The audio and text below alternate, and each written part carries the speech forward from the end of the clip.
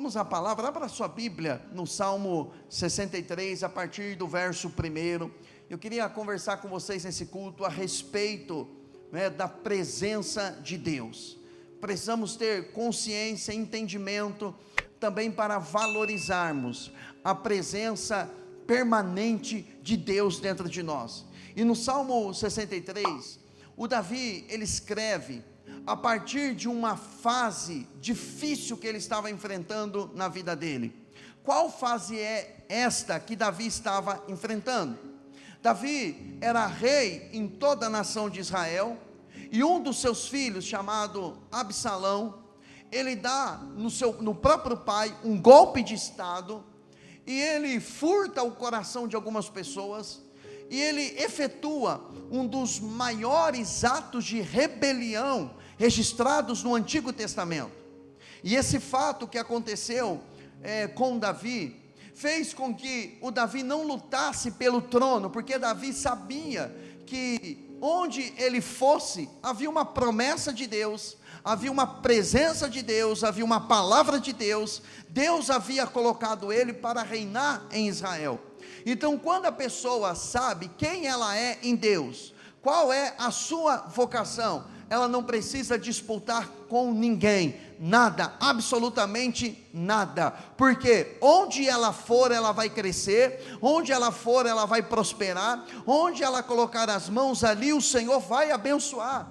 E ainda que ela sofra uma fase, um período de perca ou de perdas, aquilo é apenas uma fase, porque na consciência dela, ela sabe que essa fase vai passar, e ela vai ter tudo em dobro, para a glória de Deus.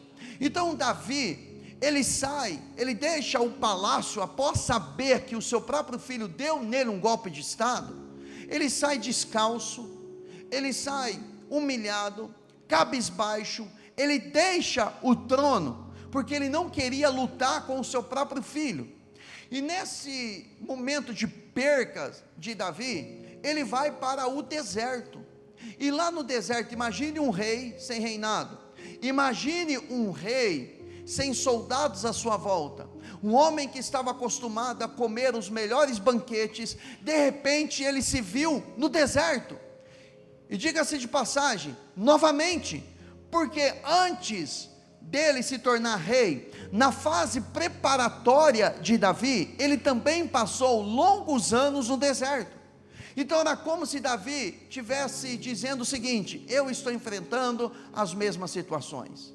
Porque, meu irmão, tempos de deserto não fazem parte apenas do preparo, mas tempos de deserto também fazem parte daqueles que estão vivendo as promessas de Deus. Então, você está em plena obediência, não significa que você está imunizado a enfrentar adversidades ou dificuldades. Mesmo dentro da palavra, nós podemos enfrentar tempos difíceis. No entanto, no início da nossa caminhada com Deus, o deserto, ele serve para nivelar o nosso coração, e para deixarmos algumas coisas que trouxemos do mundo para o nosso comportamento. Mas após entrar na dimensão da obediência à palavra, alguns desertos podem surgir na nossa vida, mas agora não mais com o propósito de arrancar do nosso coração coisas que praticávamos quando estávamos no Egito ou no mundo, mas agora alguns tipos de desertos servem para sinalizar o tipo da sede que nós temos, se é sede pela presença ou se é sede pelas coisas. E quando eu uso essa palavra sede, imagine uma pessoa sedenta por água. Quando você está, já o corpo entrando na fase de desidratação, que a sua boca começa a secar, que você começa a ter desejo intenso por água. Naquele momento, quando você está com sede de muita água, não adianta colocar outras coisas diante de você, porque você não vai aceitar. O que você quer é água. Se der um carro para você, você vai falar: não, eu preciso de água agora, não preciso de um carro. Porque eu posso ter o carro, eu posso ter dinheiro, mas se eu não tiver água, eu vou morrer, não vai resolver nada. Porque o seu maior desejo é a água. E Davi agora, com os pés descalços, fugindo do seu próprio filho que usurpou o seu trono, ele vai em direção ao deserto. E segundo alguns comentaristas bíblicos, é nessa fase que ele escreve, ou ele compõe, ou ele é inspirado a escrever o Salmo 63. Esse salmo é um salmo de Davi em pleno deserto. E aí o texto diz assim: ó Deus, tu és meu Deus, eu te busco de todo o coração, minha alma tem sede de ti, todo o meu corpo anseia por ti, nesta terra seca, exausta e sem água. Eu te vi em teu santuário, e contemplei teu poder e tua glória. Teu amor é melhor que a própria vida, com meus lábios te louvarei, sim, te louvarei enquanto eu viver. A ti em oração levantarei as mãos. Tu me satisfazes mais que um rico banquete, com cânticos de alegria te louvarei. Quando me deito, lembra que ele está falando em pleno deserto, quando me deito, fico acordado pensando em ti, meditando a teu respeito a noite toda, pois tu és meu auxílio, à sombra de tuas asas canto de alegria, minha alma se apega a ti, tua forte mão direita me sustenta. Aqueles, porém, que tramam me destruir, descerão às profundezas da terra, morrerão pela espada, e servirão de comida para os chacais. O rei, contudo, se alegrará em Deus, todos que juram falar a verdade o louvarão, mas os mentirosos, eles serão o quê? Calados.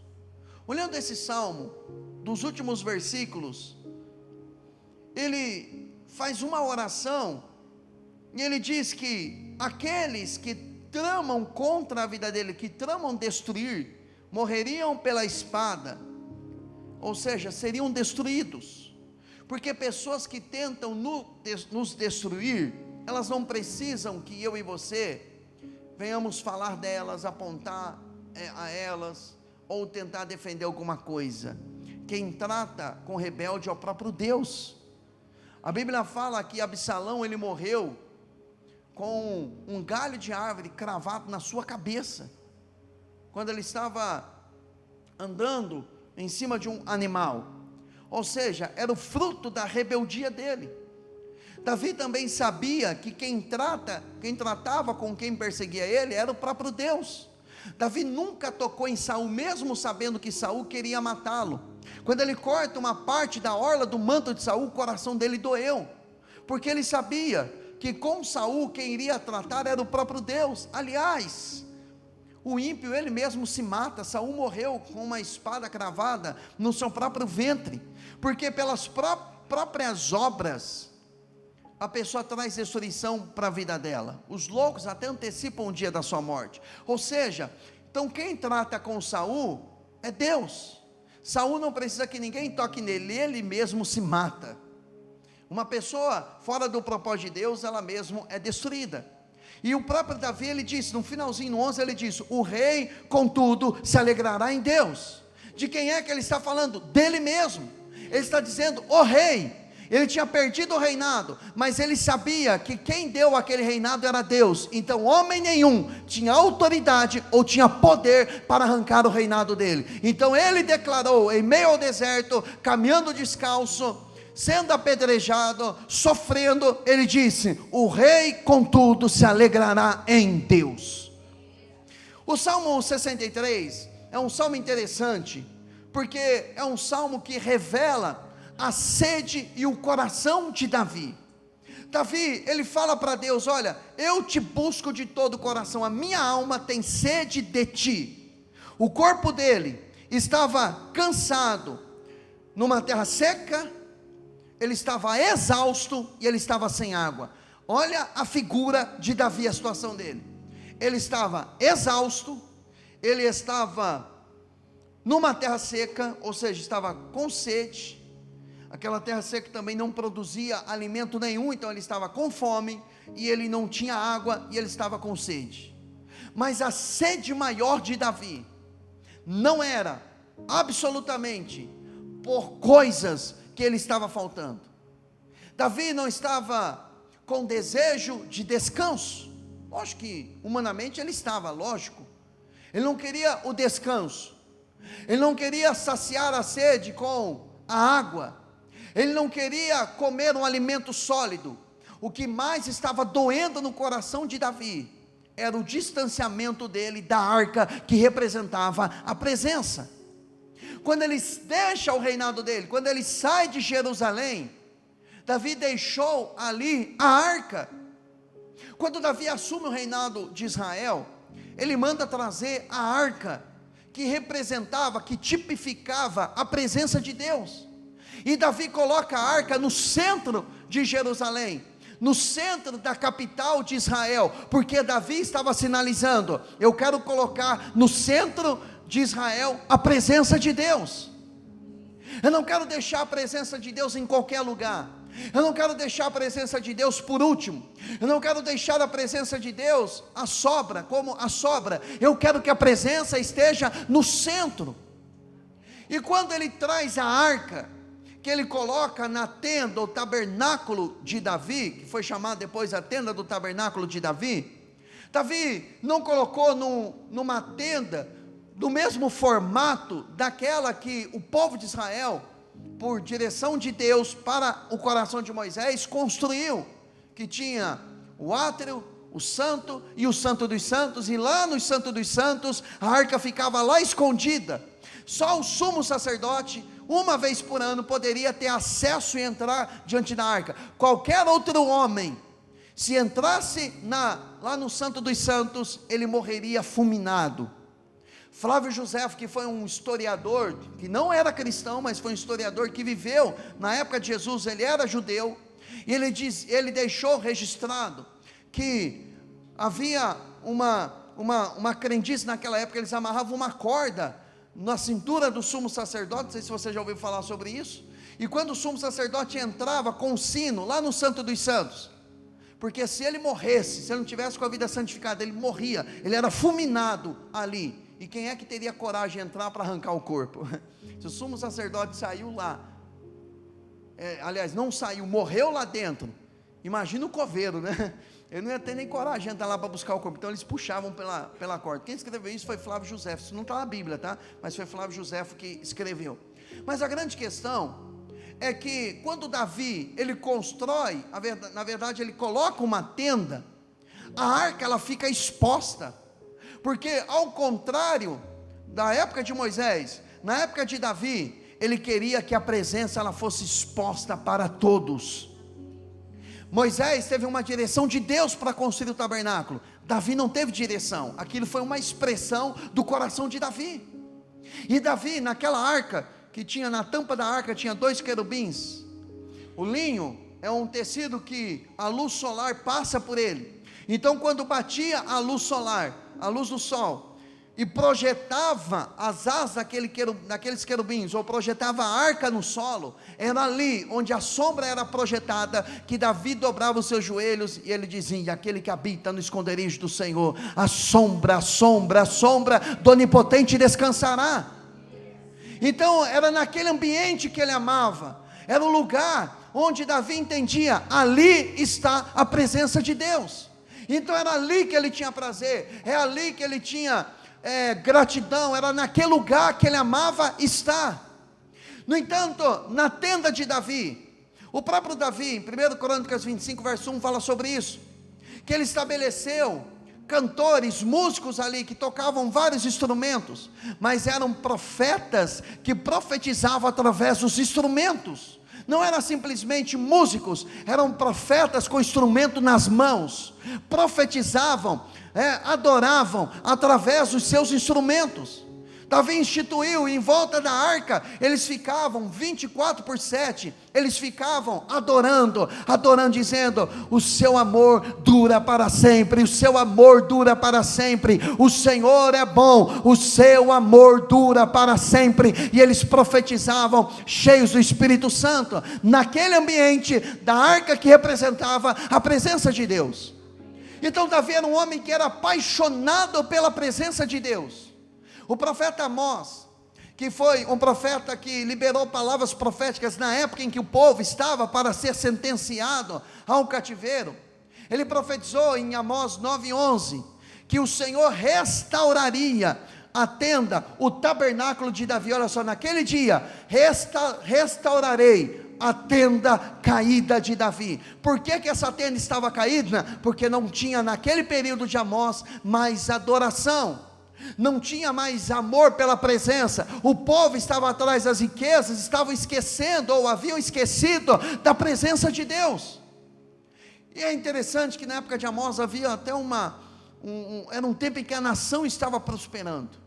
É interessante como algumas nações, quando elas começam a prosperar, elas começam a se distanciar de Deus. Se você pegar alguns dados dos Estados Unidos, por exemplo, que é uma nação que hoje eles são, os americanos, como alguns irmãos católicos. Você já viu aquele católico que diz assim: olha, eu sou católico, mas eu não sou praticante? Não tem isso? Eu sou católico, mas não sou praticante. Eu vou num batizado, eu vou uma vez por ano, eu apareço na igreja, um evento, uma missa especial. Nos Estados Unidos, se você pegar o censo, você vai ver que quase 80% da nação considera-se protestante, cristão protestante e não cristão católico. Só que lá nos Estados Unidos tem esse fenômeno do cristão protestante não praticante, que é uma nação que eles se esfriaram espiritualmente. Deus está usando muitos brasileiros que estão indo para lá, estabelecendo igreja, que estão trazendo um reavivamento para aquela nação. Está vendo? Está vindo o avivamento lá, está vindo do Brasil, né? São os pastores brasileiros que estão lá, megas igrejas brasileiras estão sendo construídas, estabelecidas, e brasileiros estão chacoalhando aquela nação.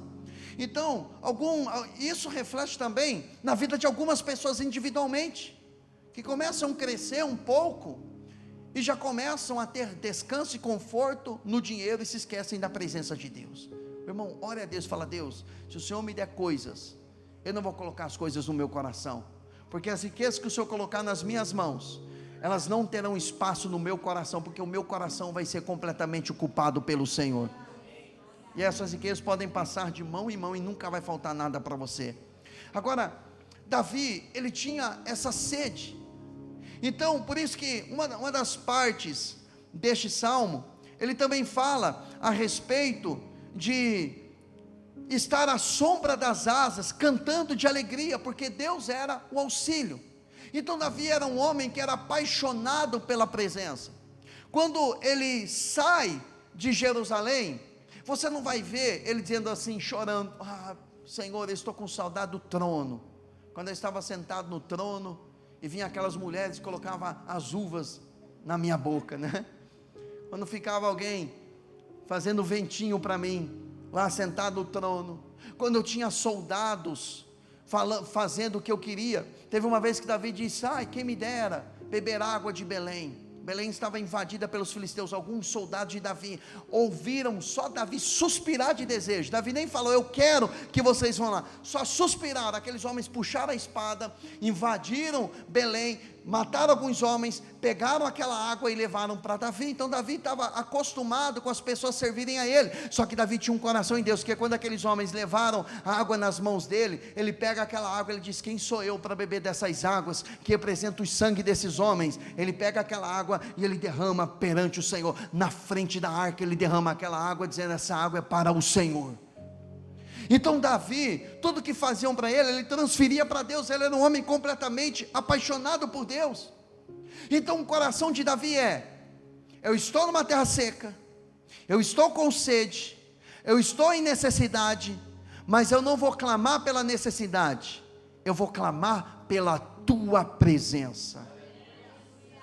Alguns irmãos que, ao enfrentarem algumas dificuldades, eles começam a fazer coisas para tentar conquistar coisas de Deus. Fazer 7 semanas da vitória, 30 semanas da vitória, da conquista, do milagre. Vou fazer a campanha disso, a campanha daquilo, eu vou correr atrás disso. Não, eu conheci que o irmão, ele revela tudo, eu vou lá, para ver se ele tem uma palavra para mim, se ele tem uma revelação para mim. Aí vem: eu vi um anjo, eu vi isso, eu vi aquilo, senti isso, senti aquilo. São crentes que não sabem ouvir a voz de Deus. e são tomados por espíritos de engano. E aí as pessoas começam a falar, e nunca acontece, eles ficam presos nesse ciclo, porque eles acham que espiritual é o homem que vê anjo, que vê isso, que vê aquilo. Se você trabalhasse comigo no Ministério de Libertação e atendesse as pessoas, você nunca mais ouviria alguém que falaria isso, de tanta gente endemoniada, que abre a boca e diz, assim diz o Senhor. Gente que está em rebeldia ministerial, rebeldia espiritual, gente que sai de lugares, de ambientes, abre igreja porque não concordou com a liderança, sai abrindo a torta e a direita, e começa a revelar, e o povo vai atrás, porque as pessoas não querem a palavra, elas querem uma palavra que supostamente vem de Deus, e Deus diz, sai daquele que diz, assim diz o Senhor, sem eu ter dito nada. Meu irmão, eu sei que existem dons espirituais, eu sei que existem manifestações, eu sei que existe palavra do conhecimento, dons espirituais, eu creio nisso, eu creio no profético, no mover de Deus. Deus ainda fala por intermédio de profecia, só que o profeta, ele serve para alinhar quem está fora da palavra, sabia? Quando você anda na palavra, você não precisa que Deus levante ninguém, assim diz o Senhor para você, sabe por quê? Porque você está na palavra. Toda vez que Deus levanta um profeta verdadeiro, para nos trazer uma palavra, é porque estamos desalinhados na presença dEle. Então a melhor coisa é alinhar e andar, e ser um crente espiritual, normal, que anda em santidade, que anda na palavra, que sabe quem é em Cristo, sabe a sua vocação, sabe o seu chamado. Meu irmão, não precisa que alguém fale para mim, diga assim, olha, Deus está mostrando para mim que você é um pastor, por exemplo. Irmão, isso ele falou comigo lá em 99, e acabou, não precisou falar mais. Davi, ele disse, uma vez falou Deus, 2 vezes eu ouvi. Sabe o que significa isso? Deus falou uma vez, e eu continuei meditando no que Ele falou, e eu não precisei de confirmação de Deus. A confirmação tem a ver com os frutos. Mas voltando aqui, Davi coloca a arca no centro, e quando ele coloca a arca no centro, dentro da arca tinha o quê? Os mandamentos. Então ele estava dizendo o seguinte, eu quero que a palavra de Deus, eu quero que os mandamentos de Deus, seja o centro dessa nação, porque ele sabia que a nação só cresceria, a nação só seria abençoada, se colocassem os mandamentos de Deus como centralidade. Meu irmão, a nossa vida, ela tem a ver com quem nós colocamos no centro, ou a palavra de quem nós colocamos no centro. O Senhor está nos comissionando nessa noite, a tirar a nossa ideia, o nosso achismo, o que nós pensamos, para colocarmos o que Ele diz, o que Ele pensa, e o que Ele fala. Amém, irmãos? Davi coloca a arca no centro, porque dentro da arca também tinha a vara de Arão, e a vara de Arão já estava dando amêndoas. É interessante que aquela vara, ela não estava ligada com o tronco, mas mesmo assim, ela frutificou, porque em Números capítulo 17, após uma rebelião de Corá, Datã e Abirão, em Números 16, houve uma rebelião, mais de 250 homens morreram. E aí Deus dá uma ordem para Moisés, Moisés, manda os homens de cada tribo escrever um nome, cada um escreve, os líderes das tribos escrevem os seus nomes, né? O nome de cada líder em uma vara. Pega as 12 varas, coloca diante da arca, porque eu vou mostrar quem é que eu escolhi. E o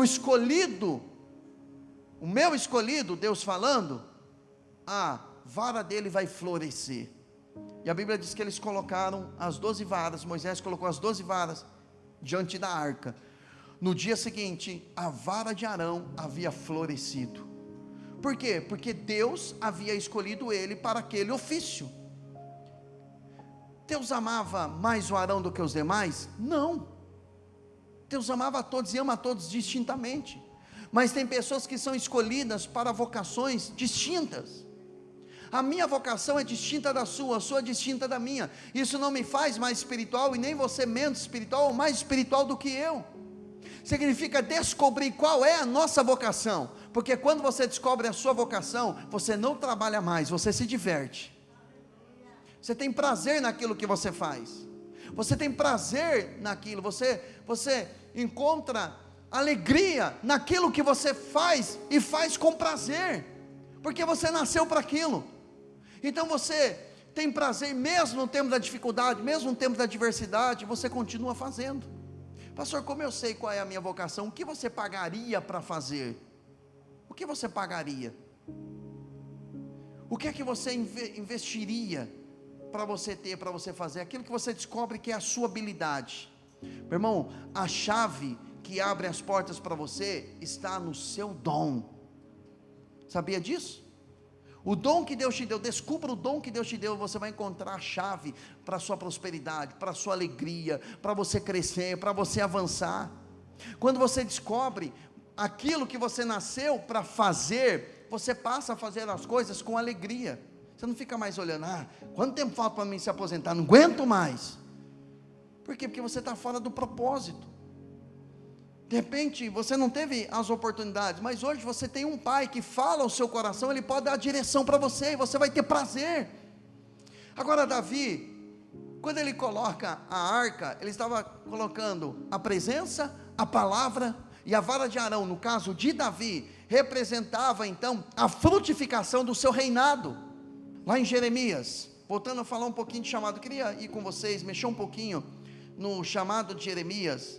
Em Jeremias capítulo 1, verso de número 10, ele vem chamando Jeremias para o ministério profético. Ele fala para Jeremias que escolheu ele antes de formar no ventre da mãe dele, antes de ele nascer, Deus o separou, Deus chamou ele como profeta das nações.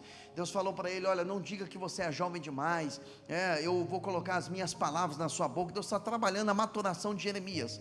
Mas no versículo 10, Deus vai falando com ele, olha, hoje quando? O dia que Deus falou com ele. O hoje de Deus foi o dia que ele falou com você. Aquele é o hoje de Deus. Eu estou esperando, não, estou esperando o agora de Deus. O agora, o momento de Deus foi o momento em que ele falou com você. O dia que ele te dá uma palavra, aquele é o hoje de Deus, é o presente de Deus. Lhe dei autoridade para enfrentar nações e reinos, para arrancar e para derrubar, para destruir e para arrasar, para edificar e para plantar. Então o Senhor me disse, o que você vê, Jeremias? Eu respondi, vejo o ramo de uma amendoeira. Você viu bem, disse o Senhor, isso significa que estou vigiando e certamente realizarei todos os meus planos. Então o Senhor falou comigo outra vez e perguntou, o que é que você vê agora? Respondi, a segunda visão, presta atenção na segunda visão, vejo uma panela fervendo, derramando-se do norte para cá. Ele estava em Jerusalém, ou seja, então lá do norte ele viu uma panela fervendo e aquela água quente vindo sobre eles. Ouça, estou convocando todos os exércitos dos reinos do norte, eu, o Senhor, o falei. Eles colocarão seus tronos junto aos portões de Jerusalém, atacarão seus muros e todas as outras cidades de Judá. Veja bem, Deus estava dando uma palavra para Jeremias. Jeremias, eu estou te dando autoridade. A sua autoridade é tanto para você arrancar, tanto para você derrubar, como para você destruir e arrasar, mas também para edificar e para plantar. Eu estou dando autoridade nas suas mãos. Jeremias foi um profeta que profetizou para a nação um arrependimento, que senão eles seriam jogados, lançados no cativeiro. E Deus fala com ele através de duas visões, preste atenção nisso. A primeira visão, enquanto Deus está falando com ele, revelando o chamado dele, Deus fala, o que é que você vê? Ele responde, eu vejo um ramo de uma amendoeira. Quando ele olha para isso, para essa amendoeira, a palavra que ele usa para falar amendoeira é a palavra shaked no hebraico, que significa o despertador. A amendoeira, ela era a primeira árvore que começava, a primeira árvore a frutificar no tempo da primavera. Vai guardando essas informações, você vai entender a praticidade na sua vida. Então Deus estava falando para ele, olha, essa amendoeira é um despertador, é para você prestar atenção, é para você despertar, porque eu vigio sobre a minha palavra, ou eu velo sobre a minha palavra, ou na tradução aqui da NVT ele diz, certamente realizarei todos os meus planos, ou seja, o que eu falei, isso vai acontecer. Veja que ele vê um ramo Novamente, é como se ele estivesse vendo a vara longe da árvore, vamos dizer assim, mas ela estava também frutífera, ela também tinha frutos, porque para ele saber que era uma amendoeira, ele viu amêndoas ali. Na vara de Arão também, não estava ligada, não estava junto à árvore, mesmo assim estava frutífera. Porque no caso de Arão, a vara estava na presença, então quem dava vida para aquele ramo, para aquela vara frutificar, era a presença de Deus. Lembra quando Jesus ele disse em João 15, sem mim nada vocês podem fazer, toda vara que está em mim, esse dá o que? Muito fruto, porque o ramo ou a vara, que estava supostamente, estava desligada da árvore aqui, mas a presença que fazia frutificar, quando Jesus ele fala que toda vara que está em mim, esse dá muito fruto, ele estava dizendo o seguinte: fui eu que fiz a vara de Arão florescer, fui eu que fiz aquela vara, ou aquele ramo que Jeremias viu, frutificar, então eu sou a palavra que Deus disse que vai cumprir, porque Jesus e a palavra são a mesma pessoa. Quando você ouve uma pregação de uma palavra, você está ouvindo a manifestação de Jesus. Quando você despreza uma palavra, você está desprezando a manifestação de Jesus. Então você veio aqui não para ouvir a ideia do Bruno, mas você veio aqui para ouvir a palavra de Jesus, porque a palavra e Jesus são a mesma pessoa. Ele é o verbo de Deus, é a palavra encarnada, é a palavra que se manifestou. Então quem é que vai fazer com que a palavra se cumpra? O próprio Deus. E onde é que eu entro nisso, pastor? O seu propósito é fazer e ter o coração como o de Davi, desejar a presença de Deus acima de todas as coisas, porque a água que você precisa está nele, a comida que você precisa está nele, o alimento que você precisa está nele.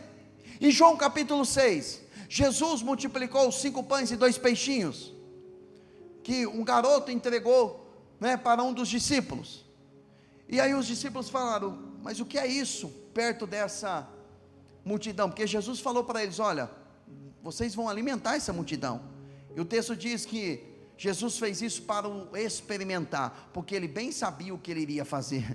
Meu irmão, quando Jesus pergunta algo para você, é porque ele já sabe o que ele vai fazer, ele só quer experimentar o seu coração, não que ele não saiba o que está no seu coração, mas é que quando você fala, você pratica o autoconhecimento, porque quando você fala, você não está falando de Deus, não está falando de outra pessoa, você está falando de si mesmo. Quando você diz eu não posso, é porque a sua essência está maculada. Agora quando você está envolvido pela presença dele, você diz: nada é impossível para Deus, perfeito, nada é impossível para ele, mas Jesus também disse: tudo absolutamente é possível àquele que crê.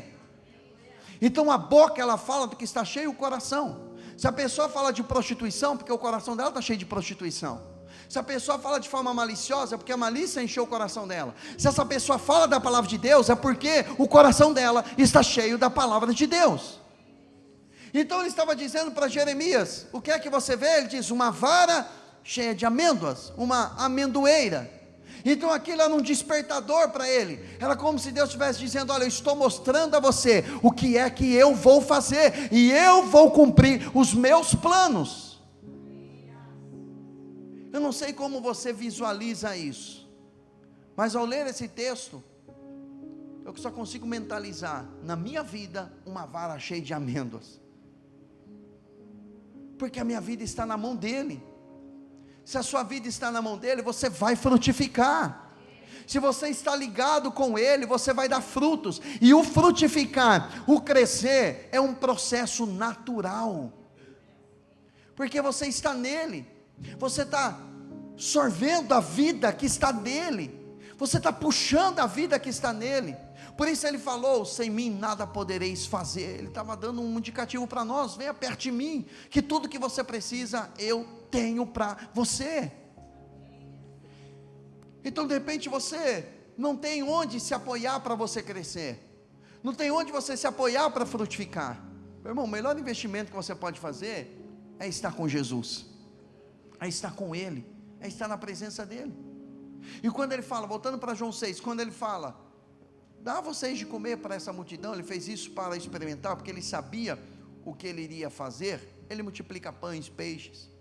Passou-se um tempo, a multidão começou a buscar ele, ele disse, olha, vocês não estão me buscando, senão pelo fato de eu ter multiplicado pães e peixes, mas deixa eu ensinar algo para vocês, gastem a energia de vocês buscando o alimento verdadeiro.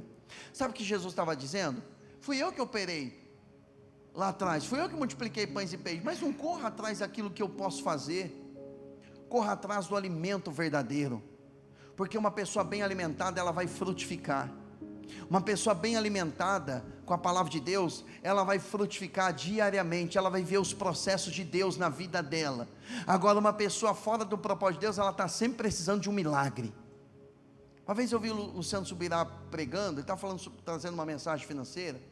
Ele falou assim, você já percebeu que toda vez que nós precisamos de um milagre financeiro, foi porque nós fizemos uma besteira?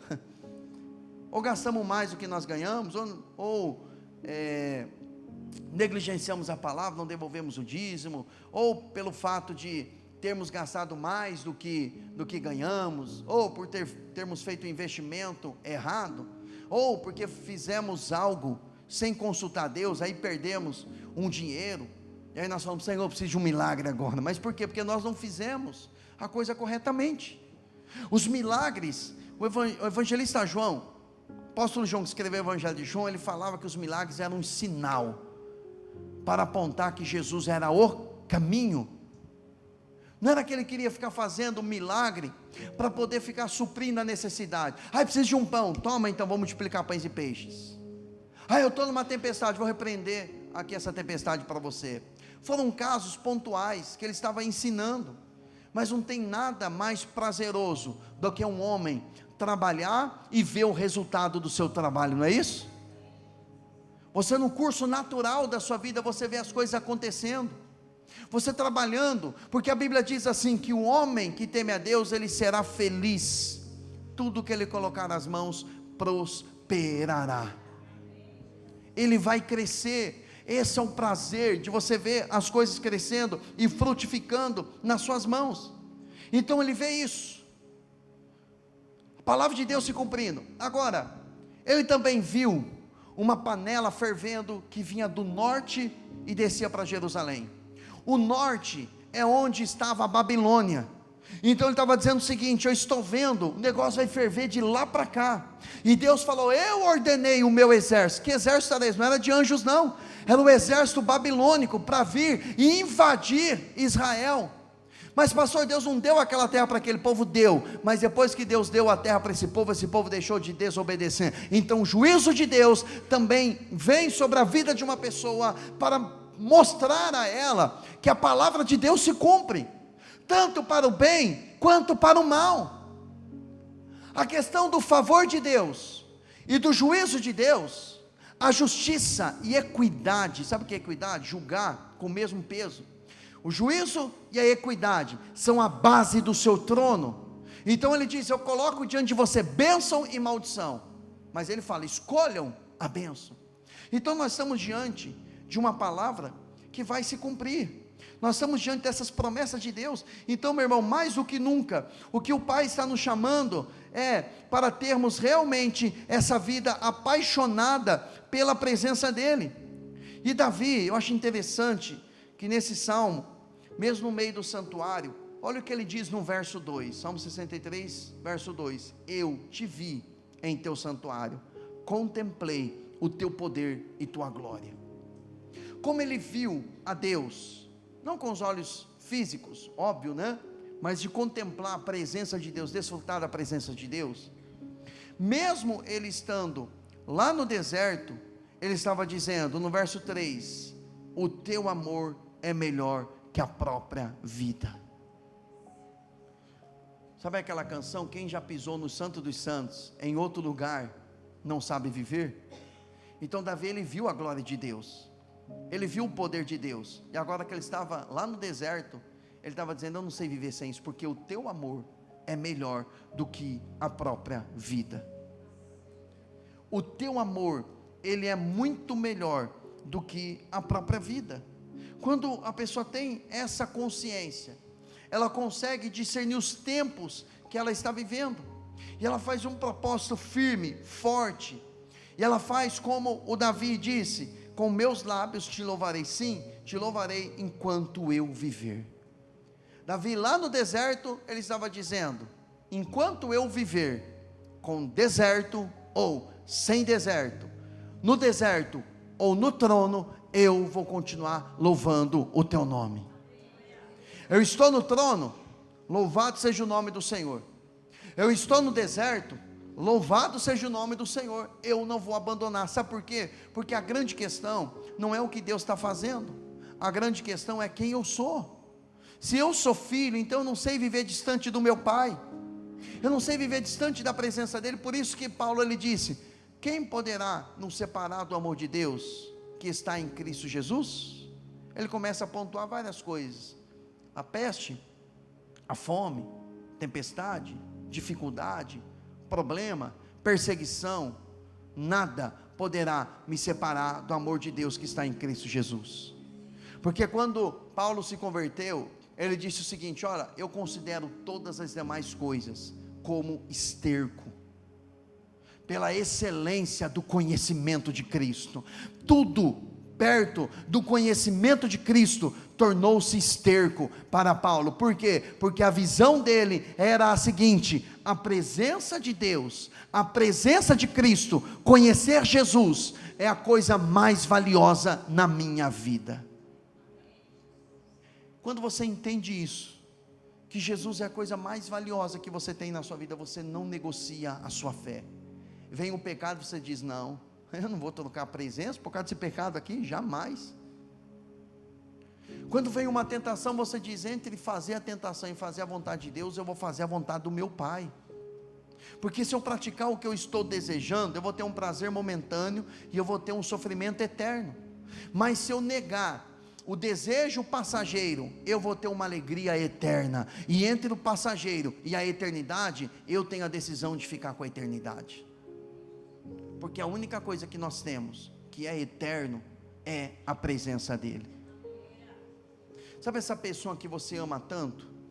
O teu marido, amém? Fala amém, senão fica suspeita de que não ama, né?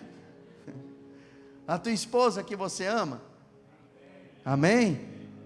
Fala os homens aí, amém, senão eles vão deixar a gente jogar bola quinta-feira, hein? Essa pessoa que você ama, sabia que tem prazo de validade? É até que a morte os separe. Os nossos filhos, é até que nós venhamos passar para a eternidade, tem um tempo. O nosso dinheiro tem um tempo, tudo que nós temos, mas a presença de Deus não. Ela é eterna. Você é espírito, e espírito não tem prazo de validade, você vai viver eternamente com Ele. Então louve a Deus por aquilo que Ele te deu. Se Ele te deu um marido, cuida do teu marido, como a palavra de Deus ela ordena. Você que ganhou um presente de Deus, a Bíblia diz que aquele que encontra uma esposa, encontra a benevolência do Senhor. Então cuide dela. Você que teve o prazer de ter filhos, cuide dos seus filhos, ensine o caminho para eles, porque a forma como você os trata, é a forma como você entendeu o amor que você recebeu de Deus. Porém, tudo isso que Deus te deu, não é Deus na sua vida. Você, se tiver que trocar tudo isso pela presença, fique com a presença, porque é duro ouvir isso, mas a grande verdade é que Jesus ele falou que aquele que tem será acrescentado, mas quem não tem, até o que tem lhe será tirado. Então a coisa mais preciosa que você tem é a presença de Deus. Meu irmão, valorize esse momento, valorize esse tempo que você está aqui na casa de Deus, esse tempo que você está ouvindo a palavra, porque isso não é fruto da minha cabeça, da minha inteligência. O que eu estou falando, se está dentro da palavra, guarde para você. Se está fora da palavra, jogue na lata do lixo. Mas o que eu falei, se tiver fundamentação ou fundamento bíblico, fique com aquilo que a palavra de Deus ela diz, porque o que você está recebendo dele é algo eterno. Que eu e você possamos ter o coração que Davi tinha. O verso 5 ele diz: tu me satisfazes mais que um rico banquete, com cânticos de alegria te louvarei. Meu irmão, um homem com fome, um homem exausto, Um homem com sede está dizendo, e no deserto, o Senhor me satisfaz mais do que um banquete. Quando você está com fome, você pensa no quê? Fala a verdade. Tem uns que ficam mal-humorados, não é? Tem uns que ficam bravos. Tem umas pessoas que ficam emburradas, fecha a cara, perde o controle, né? Tem uns que ficam nervosos mesmo. Agora, Davi, ele está pensando nisso, porque para ele falar, tu me satisfaz mais do que um banquete, vem na cabeça dele um banquete, porque ele estava com fome. Mas o homem com fome alimentar, ele lembra daqueles banquetes que ele tinha quando ele estava no trono, mas ele diz, o Senhor me satisfaz mais do que esse banquete. Você tem satisfação com a sua família, você tem satisfação com o seu carro, você tem satisfação com o seu dinheiro. Então estão insatisfeitos. Eu não tenho satisfação não, pastor, eu estou insatisfeito, né? Mas enfim, você tem satisfação com muitas coisas, mas nenhuma dessas coisas podem trazer mais satisfação para você do que a presença de Deus. Eu lembro um dia, pode parecer religiosidade isso, estava na praia com a família, estava olhando ali aquele lugar chato, né? Um lugar feio, não é? Uma praia, lugar maravilhoso ali, e aquelas ondas vindo um dia à noite, olhando, eu falei, Senhor, que delícia esse lugar, muito obrigado. Mas estar na presença de Deus com os meus irmãos é muito melhor do que isso, porque você começa, as coisas na sua vida, elas começam a se tornar secundárias, a partir do momento em que você tem uma experiência. Mas veja bem, o segredo de Davi aqui, não é que ele ouviu falar de Deus, ouviu uma pregação bonita, ele disse, eu te vi no santuário, com poder e glória, porque uma pessoa que tem um encontro verdadeiro com Deus, ela nunca mais é a mesma. Então quero encorajar você a buscar essa experiência com Ele. E se de repente você se afastou, se de repente você trilhou outros caminhos, meu irmão, não tem problema, a partir de hoje, peça perdão a Deus, e fale para Ele, Senhor, eu quero voltar a caminhar com os meus irmãos, eu quero voltar a caminhar na Tua presença. Ele está te dando mais uma oportunidade. Não sei, sem terrorismo, eu não sei mais quantas oportunidades, ou se você terá mais uma oportunidade, mas deixa eu dizer uma coisa, ainda que tivesse oportunidade de cair, e ter outras oportunidades para voltar, não compensa. Nada é mais prazeroso do que você estar na presença dEle, e ter continuidade na presença dEle, porque quando você vai tendo continuidade, você vai crescendo, e talvez você diga assim para mim, pastor, tudo que o senhor falou é muito bonito que Davi teve, mas eu não consigo amar a Deus da mesma forma. Preste atenção que eu vou falar agora. Eu sou uma pessoa que, muito bonito pastor que o senhor falou, mas eu não consigo amar a Deus com essa intensidade, a ponto de deixar coisas por amor a Ele. Preste atenção que eu vou falar agora. Um homem chamado Pedro, ele negou Jesus, ele abandonou Jesus, negou Jesus em 3 ocasiões. Quando o Senhor, depois ele se arrepende, quando o Senhor aparece para ele, o Senhor falou para ele, Pedro, tu me amas? A palavra no grego que ele usou é a seguinte, Jesus falou, Pedro, agapau, Pedro, você tem, ágape é o amor sacrificial, aquele amor a ponto de morrer. Jesus perguntou para ele, Pedro, você me ama a ponto de morrer? No grego, Pedro responde o seguinte, Senhor, tu sabes que filéu é o amor, uma amizade, mas não aquele amor a ponto de morrer. Eu tenho amizade com você hoje, se eu não tiver amanhã, é a vida que segue. É basicamente isso que ele estava falando, mas ele estava sendo sincero. Então o Senhor aumenta um padrão, fala, você me ama a ponto de morrer por mim? Ele diz, não, para morrer não, o Senhor sabe que eu já acabei de te negar, mas eu amo, um pouquinho eu amo o Senhor. O Senhor falou para ele, então, apacenta as minhas ovelhas. Jesus, se fosse nós falaríamos o seguinte, então eu queria te dar coisa, então nem vou te dar, você não me ama? Se você me amar, de verdade, jurar de pé junto que me ama, então eu te dou coisa, senão eu não vou te dar nada não. Esse é o nosso amor. Mas ele falou, não, vai lá, apacenta minhas ovelhas. Eu fico imaginando a cabeça de Pedro, acabei de dizer para ele que eu não amo ele a ponto de morrer, ele está com essa conversa ainda, de que eu vou apacentar ovelhas. Aí Jesus pergunta a segunda vez, Pedro, agapau, você me ama a ponto de me sacrificar? Ele falou, não, filéu, só um filéuzinho, só um filetinho, né? Só um pouquinho. Na terceira vez, Jesus diminui o padrão e fala: Pedro, você, filéu, você me ama pelo menos um pouquinho? Aí Pedro, ele chora, aquilo dói no coração dele, e fala: sim, Senhor, filéu. Mas aí Jesus vem com uma palavra profética sobre ele: hoje você é jovem, então você vai para onde você quer, mas quando você ficar velho, você vai ser levado para lugares onde você não quer. E a Bíblia fala que Jesus falou isso a respeito da morte de Pedro. Sabe o que Jesus estava querendo dizer? Hoje você não tem maturidade, você não se sacrifica por mim, mas continua apacentando as minhas ovelhas, continue cuidando das minhas ovelhas, continue fazendo a minha vontade, porque o seu amor por mim vai aumentar tanto, que você vai aceitar se entregar à morte em meu favor, ou por amor a mim, né? Não em favor, porque eu não precisava disso, mas por amor a mim. E Pedro morreu, e quando ele foi crucificado, ele pediu para ser crucificado de cabeça para baixo, porque ele não era digno de morrer como o Senhor dele. Ele falou: não, me crucifiquem, por favor, me crucifiquem de cabeça para baixo, porque eu não sou digno de morrer como o meu Senhor. Porque o amor dele aumentou. No ano de 2008, quando eu assumi a primeira igreja, quando eu comecei a pastorear no interior de São Paulo, irmão, eu não amava Jesus como eu amo hoje.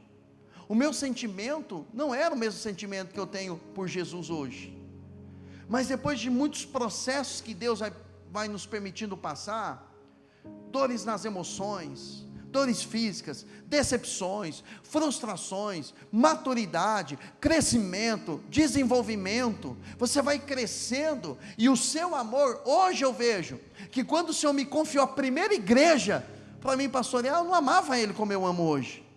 E eu espero que quando eu estiver lá com 60 anos, 70 anos, o meu amor por Ele aumente. Então, ainda que você diga: pastor, mas eu não amo Jesus a ponto de me sacrificar por Ele, continue oferecendo aquilo que você tem, continue fazendo a vontade dEle, vai fazendo, vai andando com Ele, porque o seu amor por Ele vai aumentando, vai aumentando, vai aumentando, vai aumentando, vai aumentando e vai aumentando, conforme a sua maturidade.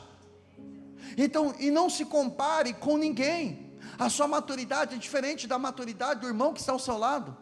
O seu irmão que está ao seu lado pode ser mais maduro do que você. Não estou falando de idade, tá? Falando de maturidade espiritual. Ele pode ter uma maturidade maior do que a sua, ou menor do que a sua, não importa. Então não vai se medir por ninguém. Faça o que o Senhor mandou você fazer. Apacenta os cordeirinhos. Aí eu estou cuidando de uma pessoa, cuida de uma pessoa. Eu estou orando por uma pessoa, é uma pessoa que Deus me colocou na minha responsabilidade, cuide dessa pessoa, mas sempre olhando para a presença, amando a presença dEle, desejando a presença dEle. Conforme você vai crescendo, vai chegar um tempo, irmão, que Deus vai te dar coisas, você não vai nem ligar para essas coisas. Deus vai te dar dinheiro, você não vai querer saber de dinheiro. Deus vai te dar coisas, você não vai querer saber dessas coisas, você vai querer saber da presença de Deus. Então o que você tem como necessidade hoje, não é o que você precisa. Parece até antagônica essa frase. O que você precisa é da presença. Porque se você acha que para você ser feliz, você precisa casar, quando você casar, você vai perceber que está faltando outra coisa. Aí precisa de um filho, aí você tem um filho e vai perceber que está faltando mais uma coisa ainda. Porque você vai ser um saco vazio, que nada vai satisfazer você. Mas quando você tem um verdadeiro encontro com Jesus, você não tem mais essa percepção: se eu tiver mais dinheiro, se eu tiver isso, se eu comprar minha casa, se eu comprar meu carro, se eu tiver isso, se eu tiver aquilo, se o Senhor fizer isso por mim, então eu vou ser feliz. Não, você vai dizer: eu sou feliz porque eu tenho a presença dEle. Aí Ele vai te dar coisas, você vai olhar para aquelas coisas, você vai louvar a Ele: obrigado, Senhor, por tudo aquilo que o Senhor me deu. Mas aquilo que o Senhor me deu está muito abaixo de quem o Senhor é para mim. Então que o Senhor aumente o nosso amor por Ele.